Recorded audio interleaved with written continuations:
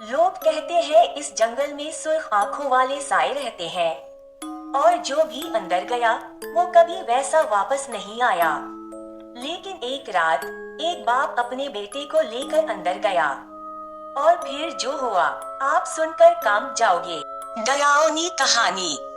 अंधेरा जंगल का साया। गांव के लोग हमेशा एक जंगल के बारे में बात करते थे जिसे सब अंधेरा जंगल कहते थे। कहते थे कि वहाँ सूरज की रोशनी कभी ठीक से नहीं पहुँचती और रात को अजीब आवाजें आती है।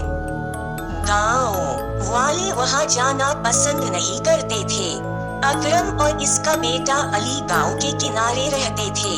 अली को हमेशा जंगल के बारे में तजस्सुस रहता। हर रात वो अपने कमरे की खिड़की से जंगल को घूरता और सोचता कि अंदर आखिर क्या है। एक दिन उसने अपने बाप से कहा, अब्बा, लोग इतना क्यों डरते हैं? आखिर ये जंगल है या कैद खाना? अकरम ने गहरी नजर से बेटे को देखा और कहा, बेटा, ये जंगल सिर्फ दरख्तों का नहीं, उसके अंदर वो चीजें भी हैं जिन्हें आँख से देखना मुश्किल है। अली मज़ेद हो गया। आखिरकार अकरम ने कहा, ठीक है, आज रात हम साथ चलेंगे, लेकिन याद रखना, पीछे मत देखना। जो भी हो, मेरा हाथ मजबूती से पकड़ना। रात का सफर। रात को दोनों हाथ में लालटेन लिए जंगल में दाखिल हुए। हवा ठंडी और भारी थी। दरख्तों की शाखें ऐसे लग रही थी जैसे स्केलेटन हाथ बढ़ाकर पकड़ना चाहती हो। चंद कदम चले ही थे कि अचानक जमीन पर एक काली परछाई दौड़ती हुई गुजरी। अली ने चौंक कर कहा, अब्बा, ये क्या था? अकरम ने आहिस्ता कहा, खामोश, ये जंगल हमें देख रहा है।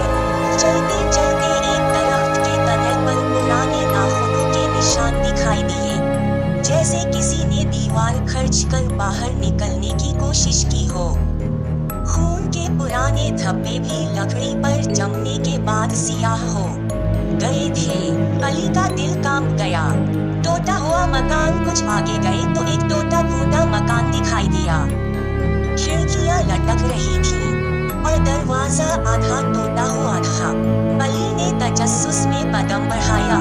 जैसे ही वो दरवाजे के करीब पहुंचा, वो खुद ब खुद चरचराहट के साथ खल गया। अंदर दाखिल हुए तो कमरा सर्द था। फर्श पर पुरानी हड्डियां बिखरी थीं। दीवारों पर काले धब्बे और अजीब निशानात थे। कमरे में एक बोसीदा कुर्सी पड़ी थी, जो हल्की हवा के साथ खुद ब खुद हिलने लगी। अली के कानों में सरगोशियां आने लगे, जैसे कई लोग आहिस्ता आहिस्ता उसका नाम ले रहे हों। ऐन, लाम, ये।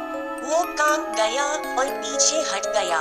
अचानक कमरे के कोने में एक साया नमूदार हुआ। इसकी आंखें सुर्ख जलती हुई कोयलों की तरह थीं। वो आहिस्ता आहिस्ता उनकी तरफ बढ़ रहा था। अकरम ने लालटेन ऊपर उठाई और चीख कर कहा, हम दुश्मन नहीं, हमें छोड़ दो। वो साया कुछ लम्हे रुका, फिर एक खौफनाक चीख मारकर गायब हो गया। लेकिन दीवारों पर जैसे उसके हाथों के निशानात जलकर बाकी रह गए। कुएं की सरगोशियां। वो दोनों भागते हुए एक पुराने कुएं तक पहुँचे। कुआं टूटा हुआ और काई से भरा था। गांव के बूढ़े कहते थे कि इस कुएं में कई साल पहले एक पूरा खानदान गायब हो गया था। अली ने नीचे झांका तो अंधेरे में कुछ हलता नजर आया। अचानक अंदर से सरगोशियां आने लगे, हमें बचाओ, हमें बचाओ। पानी की सतह पर एक लम्हे के लिए कई हाथ नमूदार हुए, जैसे अंदर से कोई बाहर निकलने की कोशिश कर रहा हो। अली खौफजदा होकर पीछे हटा, मगर तभी एक हड्डी जैसा सफेद हाथ बाहर को लपका। अकरम ने अली को खींचकर पीछे किया और हाथ अंधेरे में वापस गायब हो गया।